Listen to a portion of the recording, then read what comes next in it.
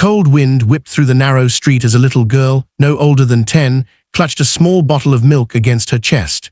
Her hands trembled, not just from the chill but from fear. She hadn't paid for it. She hadn't even wanted to steal.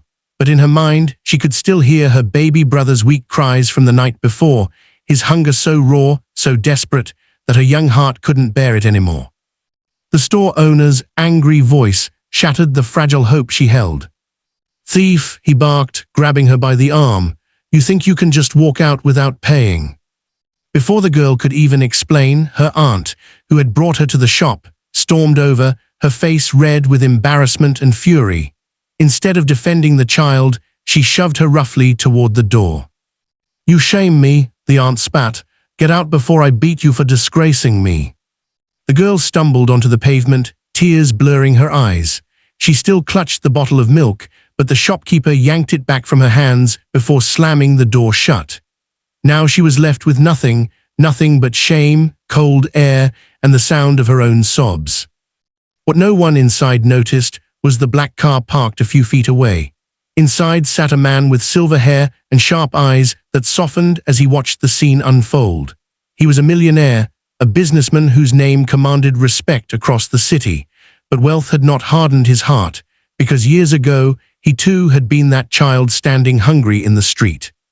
He stepped out of the car slowly, his polished shoes clicking against the sidewalk. The little girl noticed him, startled, and quickly wiped her face, as though hiding her tears would hide her pain. "Why were you crying, little one?" he asked gently.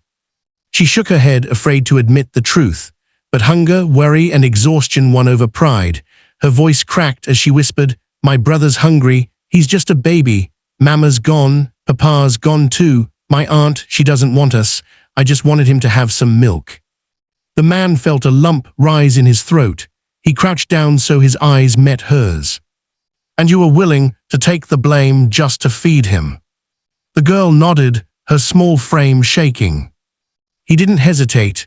Without another word, he took her tiny hand and guided her back inside the store. The shopkeeper, upon seeing the man, stiffened. Everyone in town knew who he was. The millionaire's voice was calm but firm. "This child is not a thief. She is desperate, and shame on you for not seeing the difference." He bought not just the milk, but bags of food, bread, fruit, warm soup in containers, and placed them in the girl's arms. Her eyes widened, as though the weight she carried was not heavy but a miracle. But he didn't stop there. He asked where she lived. Hesitant, she led him through winding alleys until they reached a crumbling apartment building.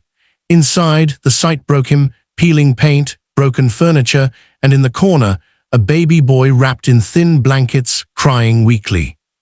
The man's heart clenched. He remembered nights in his own childhood when his mother had cried herself to sleep, unable to feed him. He had sworn, back then, that if he ever made it in life, he would never let another child suffer that way if he could help it. He turned to the girl. "From today, you don't have to worry, I will help you." But it wasn't easy. The girl's aunt protested. "She's not your responsibility, they're not your problem," she shouted, more concerned about appearances than the children's survival. The man stood tall, his voice cutting through her anger. "Maybe not my problem, but they are my chance to do what's right, and I won't turn away." Legal processes, social workers, paperwork, all became hurdles in the days that followed. The millionaire faced criticism too.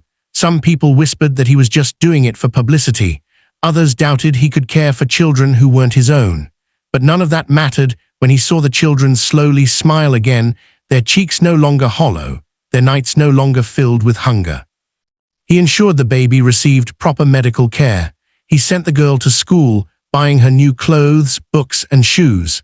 At first, she walked with her head down, afraid of being judged. But little by little, with encouragement, she began to raise her chin, to laugh, to dream again. One evening, months later, the girl sat beside the man on the porch of his home. The sun was setting, painting the sky with shades of gold and pink. She looked at him, eyes shining.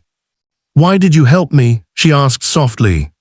He smiled, his voice steady but full of emotion. "Because once, long ago, someone helped me when I was just like you, and I learned that kindness, when passed on, becomes a chain that never breaks." Years later, the little girl would grow into a woman with strength and compassion beyond measure. The baby brother would thrive, never again going to bed hungry. And the millionaire, he had not just given money, he had given hope. He had rewritten a story that could have ended in tragedy.